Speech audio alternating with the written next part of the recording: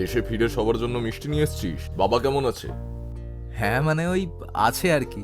তা ওখানকার পরিবেশ কেমন? বিদেশটাই বেশি ভালো ছিল নাকি? না মানে ওই এই দেশটাও বাবা, আমার তোমার সঙ্গে একটু কথা আছে। ইন্ডাস্ট্রিয়াল ডিজাইন মানে ছবি আঁকা? না বাবা, মানে ফোন, টেবিল, চেয়ার সব কিছুর কিরকম ডিজাইন হবে সেইগুলো নিয়ে পড়ানো। কিন্তু এখানে এসব কোথায় পড়ানো হয়? এইখানে তো বাবা অল্প কটা কলেজ আছে, তবে বিদেশে কিন্তু অনেক ভালো স্কোপ, মানে ফিউচার অনেকটা ব্রাইট। কে দেখবে তোর ডিজাইন? তুই এখানেই কোনো সাবজেক্ট নিয়ে পড়ে নিস। কিন্তু বাবা, আমি তো একটা অন্য পথে হাঁটতে চাই। আমার স্বপ্নগুলো। আরে স্বপ্ন দেখলেই তো হলো না, দায়িত্বও তো নিতে হবে। টাকা কোথায় পাবি?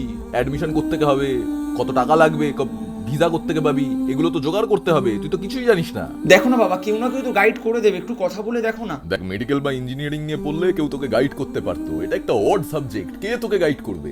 দেখ, ভালো রেজাল্ট রয়েছে, অত ঝামেলা নিয়ে লাভ নেই। এদেশে অন্য কোনো সাবজেক্ট নিয়ে পড়ে নি, ঠিক আছে? না বাবা, আমার স্বপ্ন এটাই বাবা, আমি এটা নিয়েই পড়তে চাই বাবা। আবার মুখে মুখে কথা, এক থাপ্পড় মারবো। যা বলেছি তাই করবি। কাকু, তোমরা বললে আমি তোমাদের একটা হেল্প করতে পারি।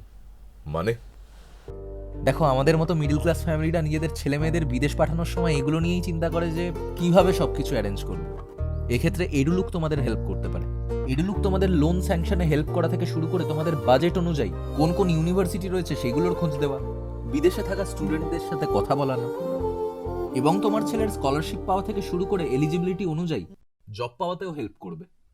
আর কাকু, রাহুল ঠিকই বলছিল, বিদেশে পড়াশোনা করলে সবকিছুর স্কোপ অনেক বেড়ে যায়। কিন্তু ওখানে পড়ার সব খরচা কি করে চালাবো? না না, স্কলারশিপের টাকাই তো অর্ধেক খরচা উঠে আসবে তোমাদের। আর ওই দেশে তো ও পড়াশোনা করতে করতেই জব করতে পারে। বাবা, আজ তো ঠাকুমার মৃত্যুবার্ষিকী, তাই ঠাকুমার একটা ছবি এঁকেছিলাম। আমিও চাই আমার নাতি একদিন বিদেশে পড়াশোনা করে দেশের মুখ উজ্জ্বল করুক।